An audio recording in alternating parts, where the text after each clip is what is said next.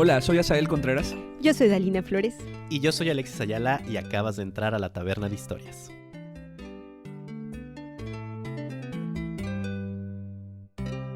Hola a todos, ¿cómo están? Bienvenidos a un nuevo episodio, el episodio 10 de Taberna de Historias. Estos capítulos son, la verdad, de mis favoritos. El anterior me fascinó, pero el anterior a ese también me fascinó, la verdad. Incluso el de la cancelación. todos me han gustado. Todos decimos que nos fascinan. Ajá. Pero yo moría de ganas por grabar este episodio. Quizá por eso nos demoramos en grabarlo, porque yo siempre que hablo de algo que me gusta, me permito darle como el espacio necesario para saber qué pilares tomaré para hacer de esto algo pues más aterrizado, ¿no?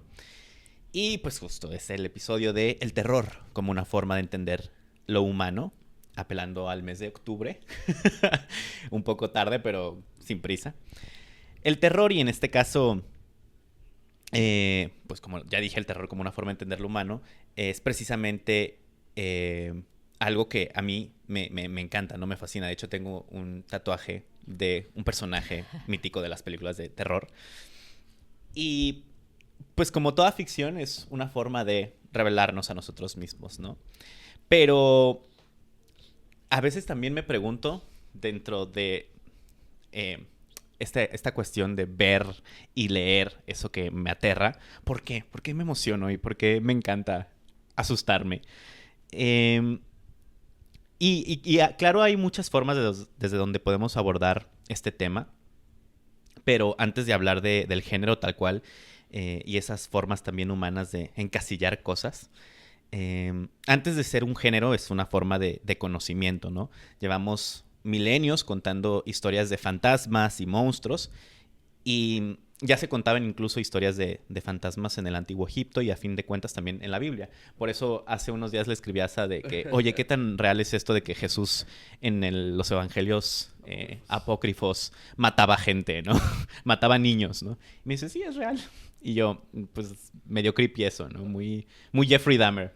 Entonces, también había historias de hombres lobos, de posesiones demoníacas, obviamente, y por supuesto, una y otra vez, de brujas. Oye, espera, antes de que prosigas en esto de las referencias bíblicas, quería preguntarle a Asa si conoces o has visto los contenidos de Madre Cuervo. Madre Cuervo, no. Mon Valenzuela. No, a ver.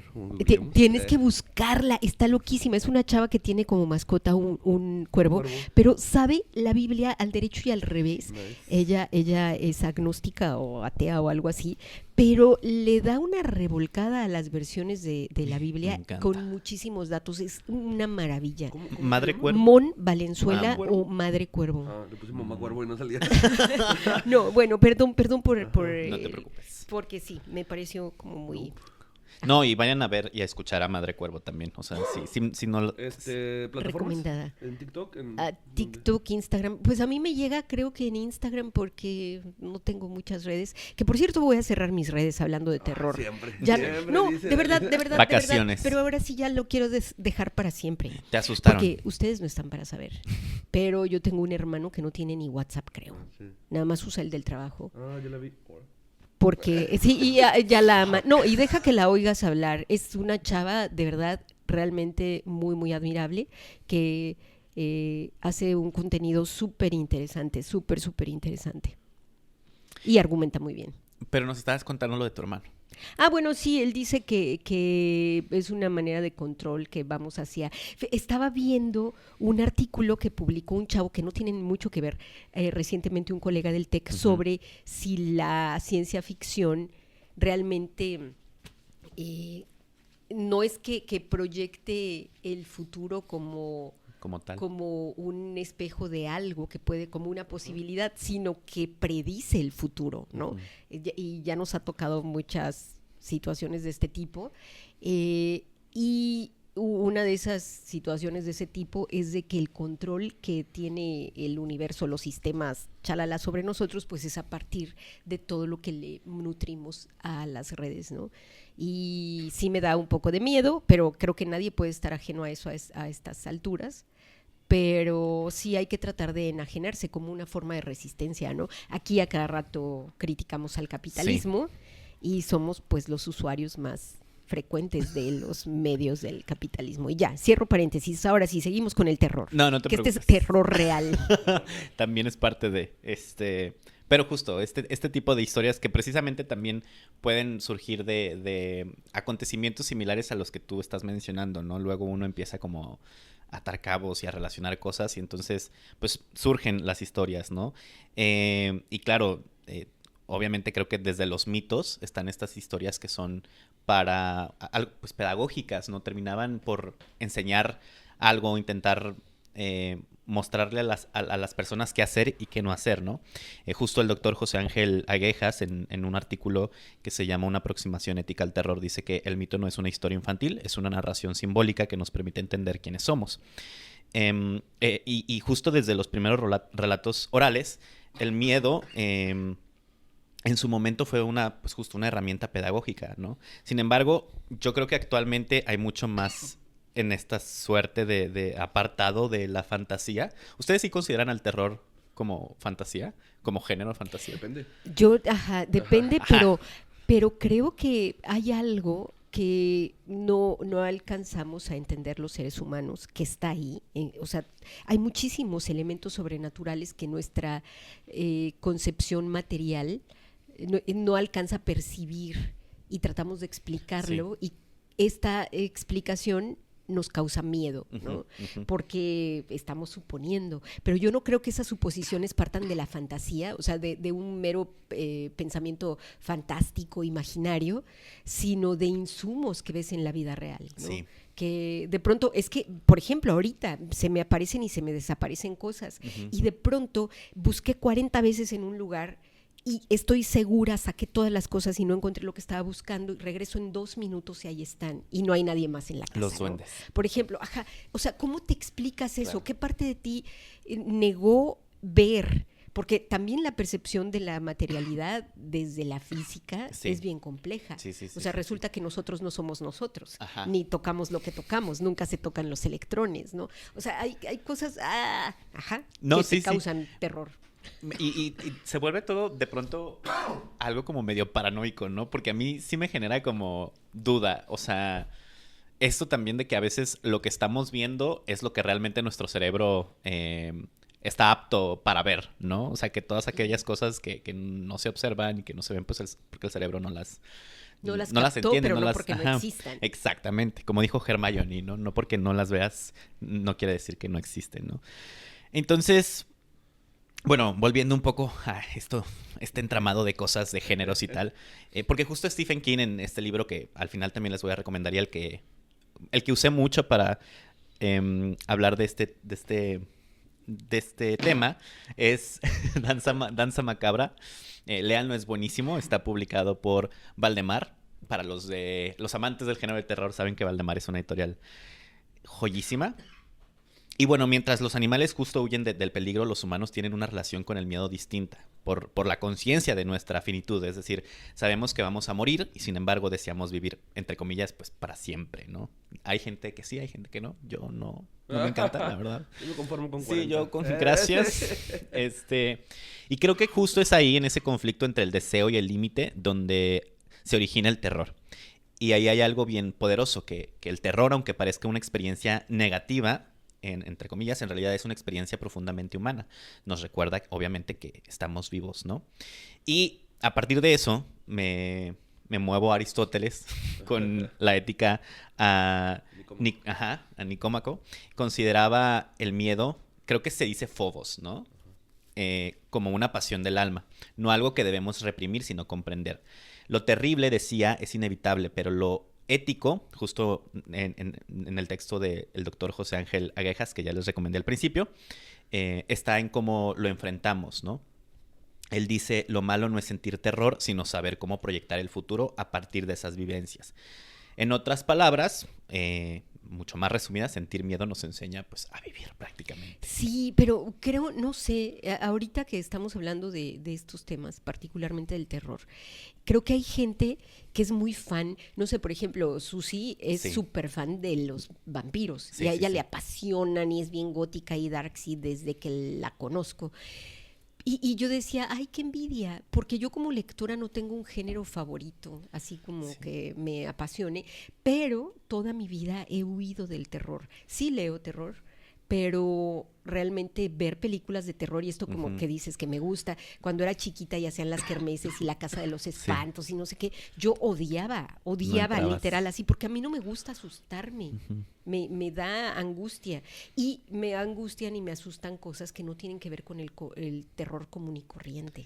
Pero siento que eso es lo interesante, ¿no? O sea, por ejemplo, poniendo este ejemplo que tú mencionas, hay una escena en este libro que yo no me saco de la boca, que es Temporada de Huracanes, en donde Ujú. justo al final hay una parte en donde regresan a la casa de la bruja y como que sale un gato así de la Ujú. nada. Y yo me acuerdo que la primera vez que leí Temporada de Huracanes, esa escena en particular a mí me asustó muchísimo. O sea, como que era una cosa que yo no entendía de que por qué de la nada aparece un gato en medio de una casa. O sea, makes sense, pero era un gato negro y luego como que, no sé, como que ese preciso momento, ¿no? No sé si era por la tensión que llevaba del libro, y que apareciera así de la nada, me asustó. Pero también me acuerdo de un sueño que de pequeño me despertaba así sudando, que era como una mano ofreciéndome una pelota que se hacía grande de un momento así para otro y No se hacía manches. súper pequeña. Y eso me despertaba aterrorizado.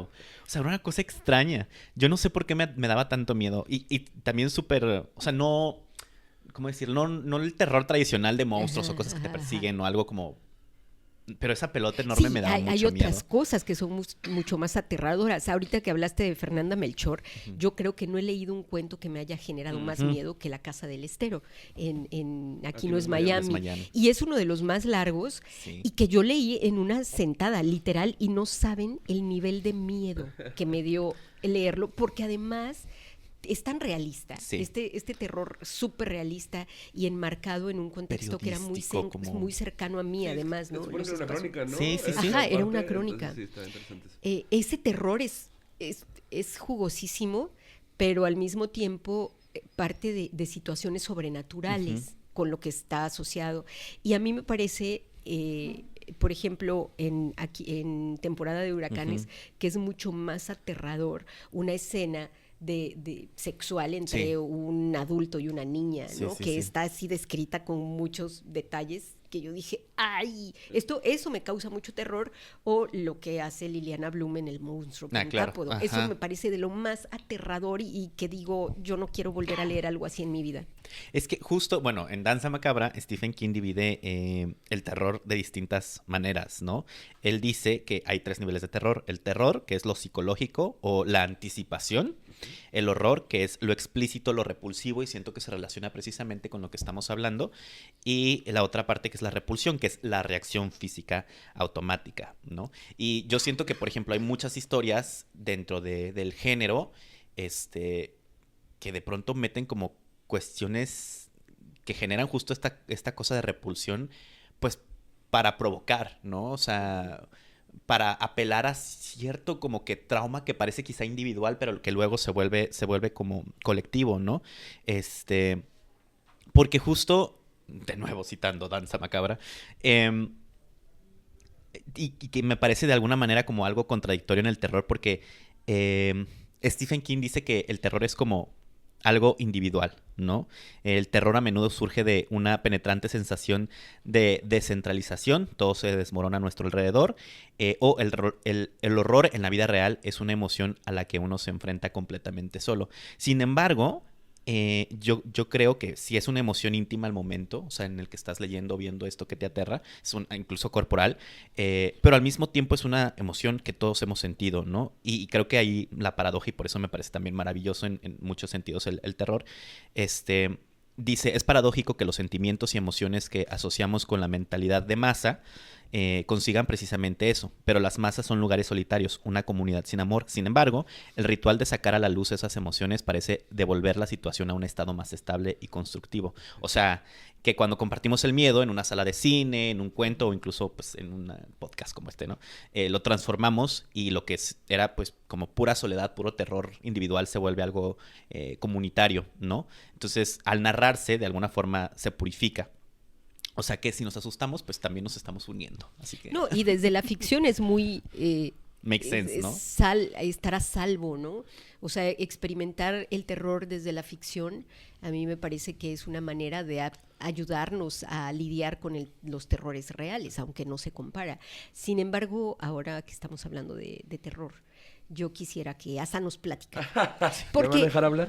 Sí, claro. No, monopolizamos un poco Yo soy. esta charla y realmente este podcast lo escuchan por ti, Asa. Exactamente, Tienes todos nos millones escriben. de fans y entonces Asa, un ¿vas a poco venir? para vengarnos de los fans, no dejamos hablar a Asa, Sí. pero no, a ver. Es por envidia. Ya muchas cosas dijeron y que quería retomar, ¿no? Un filósofo, pensador, dijo alguna vez que el miedo es la respuesta natural a una situación desconocida. Desconocida y peligrosa, diría yo. El burro de Shrek, por cierto. Sí, sí, claro. Es eso, ¿no? Y siempre pienso como... es una buena definición, es una definición bastante útil, ¿no? Bastante práctica. Una respuesta natural a una situación desconocida. Y entonces puede aplicar cualquier cosa, ¿no? Exacto. O sea, salir de lo sobrenatural y de lo paranormal para la cosa más cotidiana, pero a la vez desconocida, ¿no? No sé, por ejemplo, uno de mis miedos más profundos e irracionales a la vez, aunque no tanto. Son las alturas, ¿no? Me da mucho miedo las alturas, entonces Sí. puedo ver una película de terror a las 4 de la mañana en un panteón A las y 3 no me de la va a mañana, asustar, sí, sí, pero sí. me pongo ahí en el balcón y me acerco un poquito y siento como que, ajá, es una sensación física, ¿no? Más que de psicológica, ¿no? Sí. Y vamos a leer un libro de terror en un panteón. Aquí en el de Dolores, ¿no? Jalo, yo encantadísimo. Sí, Ay, dale, sí. ¿no? Yo no. Mi mamá no estaría muy orgullosa Vamos a de mí. organizar, queridos escuchas. Club de lectura en un panteón. Me encanta. Entonces sí, no, preguntabas ahorita si creíamos que era fantasía, ¿no? Y decía como depende, ¿no? Porque el punto es eso, ¿no? El terror o lo que... Sí, el terror pues puede tener estas visiones como más fantásticas, como más sobrenaturales, pero también puede ser cosas muy... como esto que contaba, el monstruo petápodo, ¿no? Sí. Pienso como en la narrativa de Mariana Enríquez, ¿no? Que Claro. no suele haber mucho sobrenatural, es más bien como esta sensación que te causa el entorno, la atmósfera y los personajes y el niño, ¿no? El niño pobre que tiene que es gran cuento, por cierto. Sí. ¿Cómo se llama? ¿Se llama? No me acuerdo. Bueno, le recomiendo, está en Los peligros de fumar, ¿De en, fumar en la la cama. cama? Ajá, creo que sí. Samantha Schweblin, por ejemplo, que Claro. ajá, 7 casas vacías. no, ¿cómo se llama? ¿Quién? ¿Qué cuento? Dime cuento. La subasta. Ah, Ampuero, María Fernanda Ampuero. Sí, sí, María Ampuero, Fernanda Ampuero, Ampuero. Por ejemplo, Sí, por la ejemplo, subasta. ese Ajá. cuento. Justo iba a Nam, decir. tiene un cuento que se llama Nam, no sé si lo leyeron. Me parece que sí. Oh, es Sí, sí, sí, buenísimo, sí, sí, ¿no? sí. De verdad, no. ¿Cómo se llama? Nam. Es de una niña y va a la casa de su Ajá. amiga y Sí. hay algo en el cuarto, sí. ¿no? Sí. Es eso. Es buenísimo. No, eso a mí me parece como muy, muy, muy bueno para como crear esas atmósferas y entonces no hay necesidad Ajá. de que me pongas a un alien, un zombie, un tal, que también está divertido, ¿no? O sea, no lo reniego, un vampiro, pero... ¿No reniego un vampiro? Si alguien... No, pero es que de antemano sabes que esos seres sobrenaturales, fantásticos, pues no se te va a aparecer uno Pero, ¿sabes enfrente. qué? Es que, a ver, sí estoy de acuerdo contigo, pero a la vez, ¿A ti? cuando yo hago un pacto ficcional, Ajá. yo me meto completo, Claro. ¿no? O sea, yo Claro, no estoy claro. pensando como es que no es mentira, yo estoy comprado, ¿no? No, sí, dentro de la ficción, sí, sí. pero ya en términos Ya cuando salgo, a lo de mejor que ya. te asuste el mundo real, como si pasa con la obra de estas Ajá. autoras, Sí, sí, sí. ¿no? Pero es que siento que precisamente la magia es justo esta cuestión que tú decías, que es la atmósfera. O Ajá. sea, por ejemplo, a mí en Stephen King, el terror verdadero no es que se aparezca un payaso. Sí. Es un payaso, bueno, antes sí me daban mucho miedo de chiquito Sí. los payasos, ¿verdad? El Pero justo por Pennywise. el Pennywise. Ajá. Pero no es que se me aparezca un payaso, o sea, y menos si es Bill Skarsgård, ¿no? Es como, o sea, claro que no. Claro que no, sí. Cómeme. Ay. No, es porque en realidad es como todo... toda la atmósfera que crea a partir de los olores, de la sensación, de los líquidos como que... Ajá, los fluidos. Los fluidos, todo eso me genera una cosa como corporal que me parece como... Pues me genera esta cuestión de horror, ¿no? Entonces siento que Fernanda Ampuero, que Mariana Enríquez... Y por ejemplo, Samantha Schweblin tiene un cuento que se llama... Déjenlo, anoté hasta el final de mis recomendaciones. Pero se llama La respiración cavernaria. Ah, sí, claro, buenísimo. Híjole, pero es como una cosa, no hay como un terror ahí como tan marcado. Si hay un niño como que está rondeando la casa y que no sabes, rodeando la casa, que rondeando la casa, que no sabes si rondando, gracias. Rondando la casa, que no sabes si está como queriendo asaltar, queriendo robarles, y al mismo tiempo hay una cuestión con el tiempo del personaje en donde te das cuenta que como que está avanzando y la señora está viendo, no está viendo cosas y no sé, y al final también todo me parece como espeluznante en unos sentidos no corporales, sino como en otros, como que apelan a una cuestión, ¿cómo decirlo? No sé, como muy íntima, muy relacionado con la vejez, ¿no? Ajá. Y eso me generó mucho miedo cuando lo leí, me acuerdo. Pero justo, perdón, decías Fernanda Ampuero. Sí, o sea, que hay una camada de autoras latinoamericanas que están escribiendo narrativa desde el género del terror, ¿no? Y desde... perdón, y lo están haciendo muy bien, ¿no? O sea, pienso también en Mónica Ojeda, ¿no? Claro. Por ejemplo, con Mandíbula, con Nefando, que son... No hay cosas sobrenaturales, pero a la vez hay una tensión, el suspenso, el terror está como muy involucrado. Y, bueno, creo que esto de... Como una forma de reconocer lo humano, ¿cómo se llama el programa? Una forma de lo humano. El terror como forma de lo humano. Ah, Bueno, sí. ¿Cómo se llama el ¿Cómo se llama episodio? el capítulo? ¿Y yo de qué hablas? Sí, el terror como una forma de entender lo humano. De lo humano, justo creo que esta es una manera de aproximarse a la realidad latinoamericana y a la realidad latinoamericana de mujer, a la realidad latinoamericana de mujeres incluso, ¿no? Sí. Entonces sí, esto me parece como muy, muy impresionante. Y si me voy a lo mejor un poquito más atrás y te hablo de los clásicos y si veo a Poe o si veo a Lovecraft o si veo Ajá. ese tipo de literatura que también me gusta mucho, que también es muy buena, que yo creo que uno de los más grandes cuentos de la vida, de la existencia humana es El corazón del ator, ¿no? Ay, es buenísimo. Sí, El Sí, corazón sí, del sí. ator es una cosa maravillosa, Te hace absolutamente. sentir emociones fisiológicas. Sí. Sí. Asco, miedo, no sé. Me cagué. No sé. Todo. Mamá me mie. Mamá me mie. Estaba leyendo El corazón de la torre. Pero no es ese miedo de que te haces pipí o lo que sea, No, no, es es muy- esa reacción fisiológica ante la descripción y además sí, bien breve, bien breve. Sí, exacto, sí. Entonces, es una proeza, ¿no? Lograr Sí. en pocas páginas ese nivel de compromiso con lo humano. Ajá. Sí, y creo que también, bueno, por un lado está, y no pasa nada sobrenatural, ¿no? Todo es psicológico, pero hablando de autores un poco clásicos, aunque este señor no me cae bien, pero creo que ha sido, cuando pensé en este tema, pensé en los efectos que me ha dejado algún libro. Que te vive hasta ahora el terror, es La fiesta del chivo de Vargas Llosa. Vargas Llosa, sí, qué gran de, libro, por cierto. de esa realidad latinoamericana que se vivió y que se sigue viviendo, aunque no tiene la misma cobertura ni el efecto periodístico ni político, pero de las dictaduras en Latinoamérica con este nivel de violencia que voy a spoilear, perdón, pónganle... Tiene 50 años el libro, ya no es spoiler. Sí, no es spoiler, pero realmente a mí este momento en que un preso que tienen en la cárcel le dan de comer a sus propios hijos, Ajá. después de haberlo tenido creo que 30 días a puro pan y agua, y después le dan un caldito y el otro se lo come con una voracidad y después le dicen, pues eran tus hijos. Es como, no manches, o sea, un preso político además, ¿no? O sea, alguien en contra del sistema. No, o sea, te duele tanto y te pesa tanto esa posibilidad del miedo, ¿no? Del miedo real. A mí eso es lo que realmente me Que es un causa poco lo que terror. sucede en Hansel y Gretel, ¿no? O sea, Ajá. se supone que dejan solos a los niños porque pues, no tenían que darles Ajá, de comer. Lo dejan en el ajá, bosque, sí. para Ajá. dejarlos a ver quién los ampara. De hecho, les dan un pedazo de pan y es como por hacer así. Ya de aquí Dios para el los real. bendiga. Sí. Sí, y de hecho por eso la segunda vez no pueden regresar a la casa. Por los En la historia real. pajaritos. Sí. Sí. De hecho, a ver, pensando también en estos libros, ¿no? De niño yo era muy miedoso, pero muy, muy miedoso. Me daba miedo todo. Todo. Mi mamá me regañaba mucho por eso. Yo Sí. también, amigo. Siento que es una cosa católica. Sí, Sí. Es una cosa natural, los niños somos miedo. Somos. Cuando somos niños todos somos miedosos. Todos tenemos un Sí, niño puede adentro. ser, ¿no? Puede ser que sí. O sea, por ejemplo, yo veía a mi hermana y mi hermana no era tan miedosa como yo, ¿no? Por dos, mis Sí. hermanas tampoco. No sé si es una cosa de niños. Las mujeres sabemos disimularlo mejor.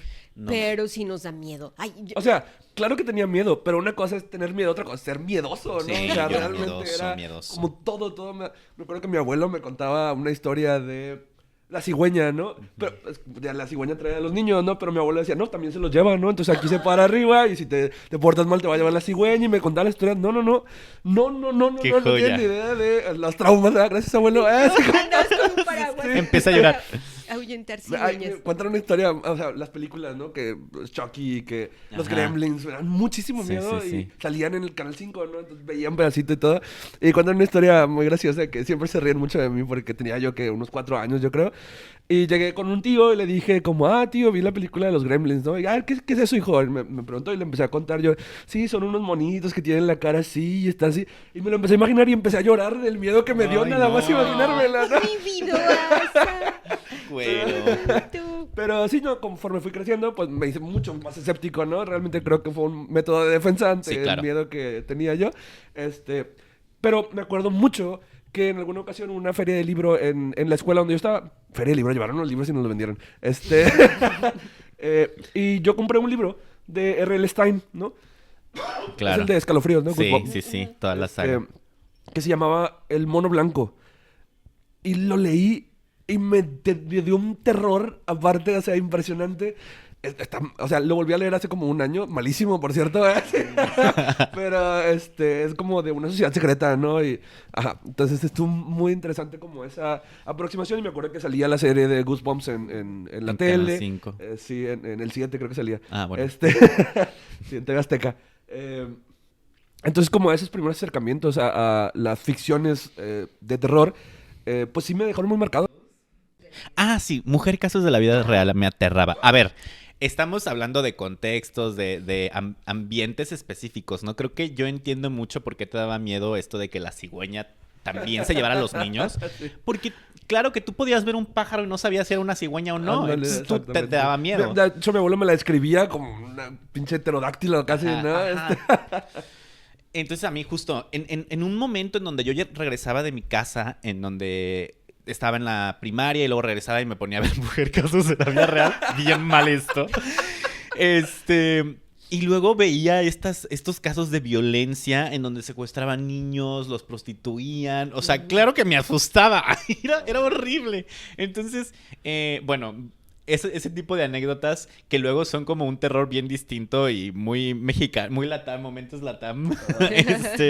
Pero que pues están ahí, ¿no? Y que también me parece bien interesante porque justo King decía que los momentos de auge del terror coinciden con crisis políticas y económicas. Y siento que ahorita hay un auge en la escritura de terror a partir de pues la escritura de mujeres y la escritura del horror corporal, ¿no? Por ejemplo, que también me parece muy interesante. Que sí quizá está retomado en otros mitos, cuentos, etcétera, pero siento que ahorita está mucho más fuerte que antes, ¿no? Digo, La Sustancia, esta última película que salió de La Hermana Malvada, me parece, que sale, sí, La Hermanastra Malvada, que es un horror corporal hacia la mujer como muy, muy, muy marcado, ¿no? Y eso también me parece muy, muy interesante. Yo creo que viene de justo estas exigencias de años hacia cómo la mujer debe ser, ¿no? Y debe verse, ¿no? Sí, de cierta manera es una reapropiación del cuerpo, ¿no? O sea, llevarlo a ese nivel extremo de como vulneración. Uh-huh. Es una forma de recuperarlo, ¿no? Ante Sí. las narrativas, ante el espectador, etcétera. Ajá. Sí, justo yo leí un libro que se llama It Came From the Closet, que es un libro editado por Joe Vallés, que pues distintos autores queer exploran cómo el cine de terror se convierte en un espejo del deseo y cómo pues estas diferencias en el género, en los personajes y la supervivencia de alguna manera los ha ayudado como a apropiarse de lo que son, ¿no? De su identidad. Justo en el texto pues lo monstruoso siempre ha estado como ligado, bueno, ellos explican cómo lo monstruoso siempre ha estado ligado con lo anormal, pero este libro le da la vuelta. El monstruo ya no es pues lo que debe temerse, sino una figura de resistencia, ¿no? Como lo que mencionas. El vampiro, el fantasma o la criatura perseguida se vuelve símbolo de sujeto queer que habita los márgenes condenados por la sociedad, pero dueño de su fuerza transformadora, ¿no? Como lo que pues ahora también vimos con Frankenstein, por ejemplo, con con esta última adaptación que hizo Guillermo del Toro. Y en ese sentido yo también quería como explorar lo queer dentro del terror, porque a mí me parece muy interesante que existe un fenómeno como en donde las personas dentro de la comunidad se sienten muy cuidadas por el género, o sea, apoyan mucho las películas de terror, y entonces, por ejemplo, yo con amigos tengo maratones de películas de terror, ¿no? Porque nos gusta como, pues de alguna manera, las experiencias que se viven dentro de las películas hacia, no sé, el último, ¿cómo se les llama? El último sobreviviente, la última... No sé, bueno, el personaje que sobrevivió al final. No recuerdo cómo se les da este concepto. Malamente, ¿no? Y justo también en el libro hablan de esto, ¿no? De la relectura que se le da a partir de pues los contextos individuales. Es decir, que tú como persona que se siente marginado, pues te sientes más familiarizado con el monstruo, ¿no? A mí me pasa mucho. Tenía mucho tiempo que no había visto El exorcismo de Emily Rose, ¿no? Creo que la vi una vez en un canal, y de que la vi por partes, bla, bla, bla, bla, bla. Y además la vi porque me decían que le hablaba a la Virgen. Casi que la Virgen le habla. Sí, y a mí, o sea, ¿te imaginas que a mí me digan, oye, me habló la Virgen? A mí me daría un terror, la verdad. O sea, sí. Entonces, bueno, la volví a ver y me sentí súper identificado con Emily, porque la morra tiene epilepsia. Entonces, como que constantemente en el juicio empiezan a decir de que pues puedes pensar que los ataques se convulsionaba y tal, y pues era epilepsia perfectamente. Y como que tenía una pasión por creo que era por no desvelarse, sino como por lo paranormal. O sea, como que había algo en ella que le llamaba la atención en eso. Y yo digo, güey, soy yo. Perfectamente podría yo ser Emily Rose. Sí, sí, sí. Pero bueno, continúen, perdón. Era mi paréntesis. No, pues sí, dale. Por favor. A ver, con respecto a Frankenstein, por ejemplo, ¿no? Que no he visto la película todavía. Yo tampoco, hasta la voy a necesito ver. Pero justo no parece que Frankenstein sea un libro de terror, ¿no? Ajá. No, tiene otra connotación, pero a la vez en como el imaginario colectivo se ha vuelto un referente del terror, ¿no? Sí. ¿Saben que me da mucho miedo también? Por cierto. Ya desahogándonos. Sí, Scooby-Doo, me dan mucho es miedo. buenísimo, No es cierto. es buenísimo. Sí. O sea, les digo que era miedoso, ¿va? Pero era muy buena Scooby-Doo. Sí, Era también. muy Es bueno, buena a mí me una parece serie. buenísimo. Pero, o sea, es que justo me acordé porque había una película que me gustaba mucho que era de carreras de carros de monstruos. Y ya eran las niñas, ¿no? Eran las chicas. Y era que la vampira, la hija de Drácula, y la hija de Frankenstein, y la hija de tal. ¿no? Ah, Monster High. Ajá. Algo así, ¿No era algo así? No, Monster High es de las... De las Barbies. Sí, de unas muñecas. Bratz, ¿no? Bueno, Ujú, de las Bratz. Ajá. Entonces, sí, o sea, pienso cómo se ha ido construyendo esta idea del monstruo como en el imaginario colectivo cuando realmente el texto no estaba ahí, ¿no? Sí. Ujú. Y entonces me lleva también a lo que decías también de lo LGBT, ¿no? Por ejemplo, he estado... lo trans, ¿no? Por ejemplo, lo trans Sí. está muy asociado a lo monstruoso, ¿no? Y pienso en Paul B. Preciado, ¿no? Con yo soy este monstruo que os habla. Eso, no sé, me parece muy impresionante como esta noción del cuerpo y esta parte en la que no se reconocen dentro de una visión, una expectativa, sí, como un estereotipo, y entonces pues pasan a ser lo otro, ¿no? Y Sí. entonces lo otro es aquello que no es normal, que es monstruoso, ¿no? Eso me parece como muy interesante y creo que hay muchas narrativas ahí en lo trans. Pienso en Las malas de Camila Sosa Villada, Ajá, ¿no? Las malas. Sí. Por ejemplo, y que hay estos elementos fantásticos que de cierta manera tienden hacia lo monstruoso, ¿no? Que se convierte en pájaro, que se convierte en tal, Sí. todo eso, ¿no? Sí, que creo que eso es súper interesante en el terror. O sea, creo que es uno de los géneros más amplios, justo porque tiene muchísimas dimensiones. Ujú. Y esas dimensiones se las da cada lector en la medida en que ese terror es un espejo, ¿no? O sea, cada quien siente esta persecución y estos miedos y esta manera de sublimar esas emociones a través de lo que lee. Y supongo que también muchas personas en el terror sienten la identificación que los lleva a tener una presencia protagónica en una historia, ¿no? Porque los monstruos, a mí me encantan los monstruos. Todos los antihéroes, los monstruos son antihéroes. Toda la figura del antihéroe a mí me apasiona, justo porque también yo como lectora desde muy chiquita he sido del team no privilegiado, ¿no? Del team de los perdedores. Entonces, en el terror puedes ver cómo se humanizan esas imágenes, esas figuras. Esos colectivos. Ajá, arquetípicas que te representan de alguna manera. Que luego también a mí me gusta mucho cómo incluso dentro del género está el humor, ¿no? Presente, o sea, como esta ironía y no sabes si asustarte o reír, o sea, incluso en esta saga de películas que me gusta mucho que se llama Scream, o sea, como que todo de pronto parece tan irónico de que, güey, es un humano, o sea, ¿por qué no haces algo, no? ¿Por qué no huyes? ¿Por qué no corres? El típico, ¿no? O ¿por qué no volteas para atrás? Voltea para atrás, ¿no?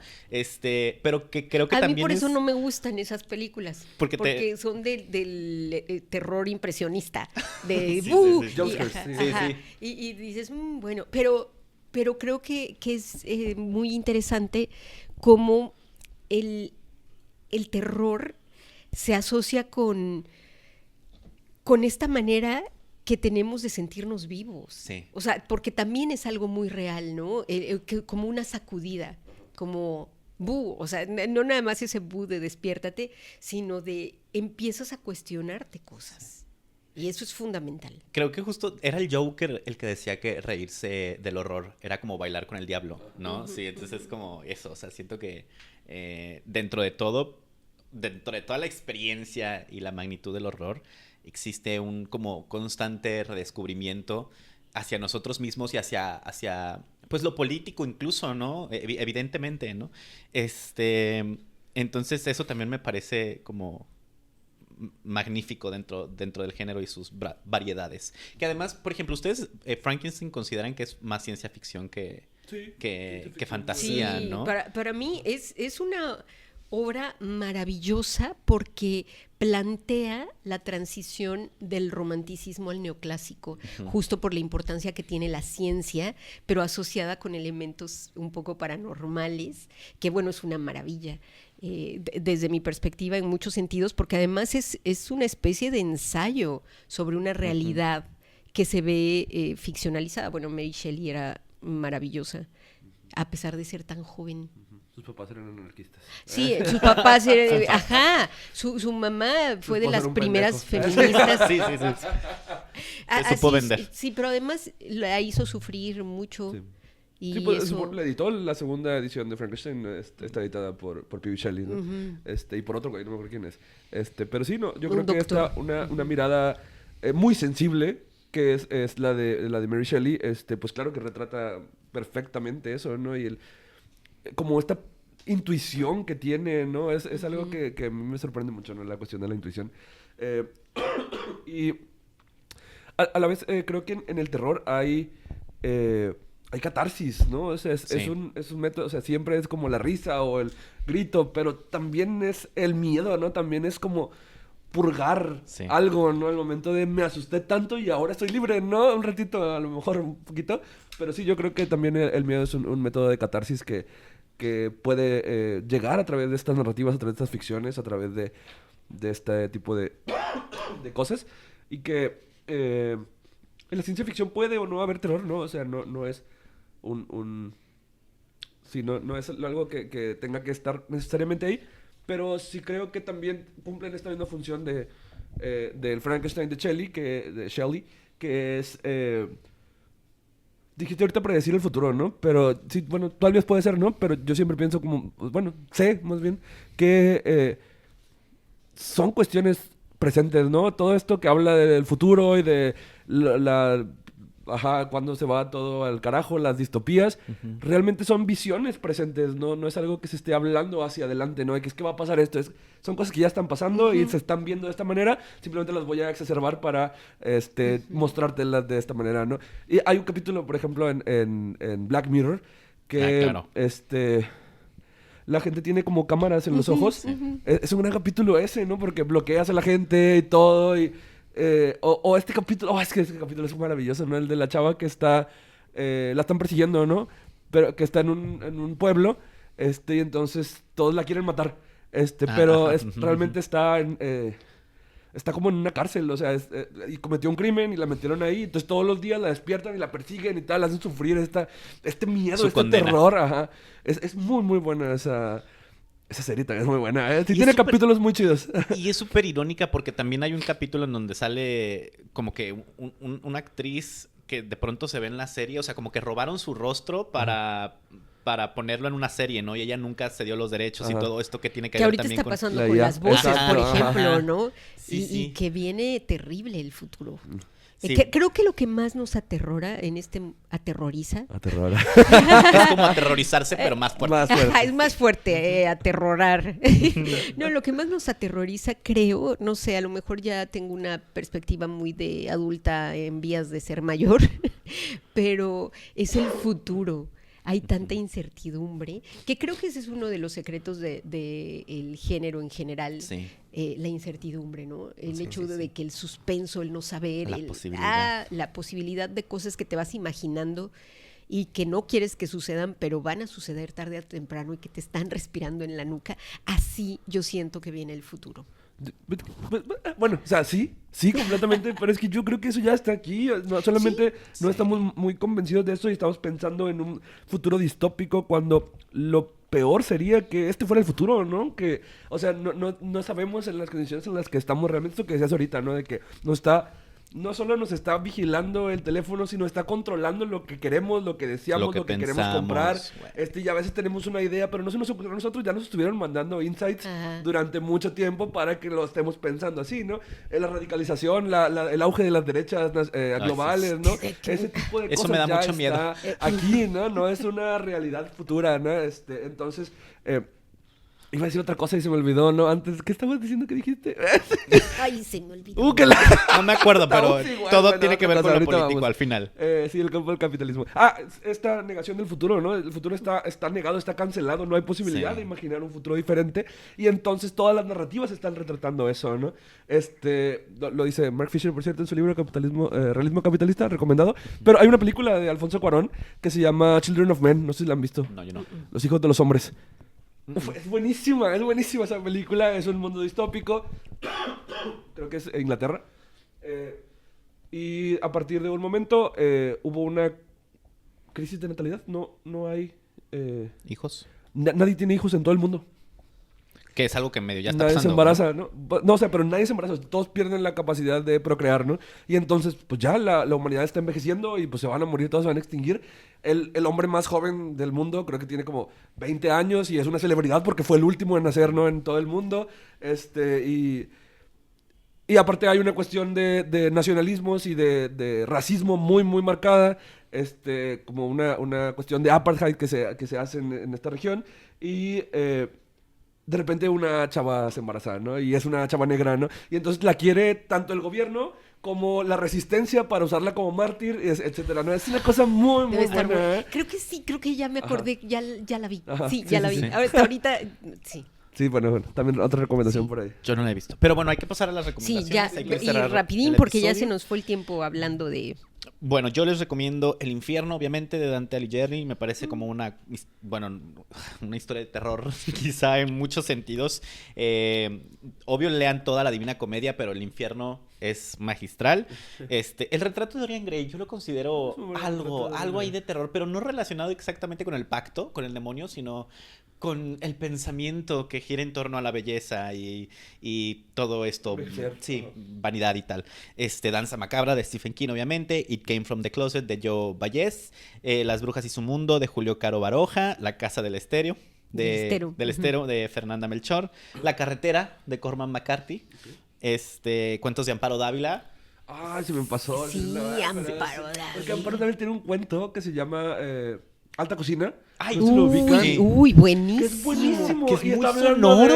de comer caracoles. Es- Escargots, Ajá, ¿no? es pero súper nunca lo dice. sonoro. Es que el terror de Ampuero Lo siento, no, justamente ese es es eso que les decía, la incertidumbre, Sí. el no saber. El huésped es exactamente lo mismo, el más icónico. Ajá. Y a mí me da mucha, no sé, tristeza porque las imágenes de Santiago Caruso Ujú. son maravillosas, pero ya te direcciona Sí. la interpretación del huésped. huésped y de árboles petrificados y de todo, ¿no? Pero creo que el gran secreto de la lectura de Amparo Dávila es que tú como lector proyectas tus propios miedos. Sí. ¿Quién es ese huésped? Ah, pues sí, es un gorila, un chimpancé, no sé qué. Ah, es un antropomorfo raro que está, no sé. No, el chiste es que no sepas, porque justo eso es lo que dimensiona el terror que plantea Amparo Dávila, que es un must. Sí.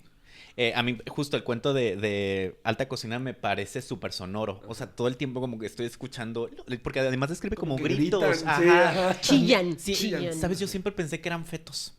Es que justo eso, hace una descripción de el niño que mandan a conseguir esas Ajá. cosas que el cocinero francés cocina cada fin de semana. Siente repulsión por ver cómo los cocina y la descripción es que le da atributos humanos Sí. que chillan y se defienden y pues, obviamente los pobres Y en caracolitos. 2 páginas, no sé cuántos tienen. Página y media. Sí, o sea, si exactamente. contamos los renglones, es que de verdad, cuentos magistrales, ¿cómo se llama? Continuidad de los parques Ok, y, sí. y el Alta Cocina, para mí son de los 2 cuentos más emblemáticos y potentes que hay en la literatura hispanoamericana. Sí. Yo diría el Chacmol de Carlos Fuentes también. Sí, sí. Aura de Carlos Fuentes. Bueno, pero Uf, sí, sí. es que ¿Sabes qué? El capítulo pasado, que vayan a escucharlo, hablamos de como presencias, no presencias, y dije, es que ya no puedo recomendar lo mismo, ¿no? Entonces, igual. no, pero la cena, cena, que es el sí, embrión Alfonso de Reyes, Aura, Alfonso Reyes. es, híjole, volviendo a esta Sí, brevedad, sí, sí. ¿no? Son como 3 páginas, pero una manera maravillosa de meterte este dilema entre los planos ficcionales y la realidad y la ficción, que muchas veces eso es muy aterrador. Sí. En fin, ¿ustedes tienen recomendaciones? Yo tengo lo que ya les decía un poco, que a mí me da mucho miedo el terror realista, no sé cómo llamarlo, que el libro de la negación de Ricardo Chávez Castañeda es uno de mis libros favoritos justo por esa incertidumbre que tiene 2 finales, que en el próximo capítulo hablaremos un poco de eso, porque, bueno, el monstruo pentápodo, que ya les había dicho, que no lo lean, pero pues si quieren sentir un terror que los va a tirar 3 días en cama y que no van a querer saber nada de la humanidad. Ajá. Y bueno, mis dos series, pero particularmente el libro de los héroes de Toño Malpica, me gusta mucho. Y volviendo a esta idea que hablábamos al principio del error corporal y de la dimensión de ser mujer en Latinoamérica, la fiesta del chivo y pelea de gallos de Ampuero y Casas vacías de Brenda Navarro. Brenda Navarro. Yo puse 7 casas vacías de Samantha Schweblin. Que hay cuántos ahí de... Casas vacías. 7 ¿Pero Cuartos. dijiste Brenda Navarro? Ella dijo casas Casas vacías vacías. de Brenda Ah, ese es Navarro. el- ok, es el otro. Ajá, sí. es sobre sobre los Sí, niños. sobre los Ajá. niños. Sobre el niño La maternidad y tal. secuestrado. Ajá. Y el otro es 7 casas vacías de De Samantha Samantha Schweblin. Schweblin. Ajá. Hay muchas casas vacías aquí. Sí. Los tuyos, Sof. Yo pues, puedo partir un poquito de lo clásico. A mí me gusta mucho Poe. A mí me gusta mucho Lovecraft. Lovecraft tiene un universo maravilloso en cuanto a este terror, ¿no? El horror cósmico y toda esta cuestión que ya es muchísimo más... incluso hasta científica a veces, ¿no? O sea, Sí. que ya se va hacia otro lugar. Pues no sé, me puedo mover hacia... las autoras latinoamericanas, ¿no? Que les recomiendo a Mónica Ojeda, recomiendo mucho Nefando y Mandíbula, esos 2 nada más. Y El ya. de los chamanes cósmicos no me está Ese me gustando gustó. nada. Ese Yo me lo gustó. estoy leyendo Ajá, ahorita y sí no te me está dije que gustando no. nada. Ajá. Una pena. Pero sí, Nefando y... Pido mi dinero de regreso. Mónica. Nefando y Mandíbula creo que son muy, muy buenas. Me gusta también mucho Mariana Enríquez, me gusta mucho María Fernanda Ampuero. Pero la verdad, en cuanto a o sea, a narrativa, creo que tanto Inés Arredondo como Amparo Dávila tienen cuentos buenísimos, muy, muy Inés. profundamente como aterradores, ¿no? Hay una que tú me recomendaste de Fondo de Cultura Económica que no me acuerdo si es de Adela terror. Fernández. Sí. La jaula la tiene Dina. La tiene Sí, Dina. la jaula la tiene Dina. claro Adela que sí. Fernández. Ajá. Sí. Ella fue... E Inés Arredondo, las dos tienen Sí, el mismo ajá. tipo de... Sí, sí, sí. Adela Fernández fue asistente de Rulfo, secretaria de Rulfo. Tiene una historia interesante ella, por cierto, ya para cerrar, que que ella no sabía que se había muerto Rulfo, ¿no? Entonces llegó a un lugar y había como mucha gente y estaban velando a alguien y llegó y vio a Rulfo y le preguntó de que maestro, ¿a quién está velando? Y le dijo, no sé, fíjese, ¿no? Y va y se fija, y era Rulfo, ¿no? Y ella asegura que él fue el que le dijo que... Eso, pero bueno. Órale, qué loco. Gente muy loca. Ajá. Ah, sí, Adela Fernández estaba bien loca. No, pues es que en su vida esto que sabía que había alguien abajo de su cama. Sí, ajá. Sí. Y sí, realmente métanse a ver la Ajá. biografía de Adela Fernández. Y así escribió. Léanla. ajá. La jaula de la tiene Dina, ese cuento es maravilloso. Sí, muy bueno. Y pues bueno, nos escuchamos en el En el próximo siguiente En el episodio. siguiente, claro así que es. sí. Gracias. episodio. Lean mucho. Yo soy Stephen King. Yo soy Edgar Allan Poe. Ay, yo soy Susan Sontag. Nos vemos en otro episodio. qué? Sí. Me asusté. ¡Qué miedo! La posibilidad.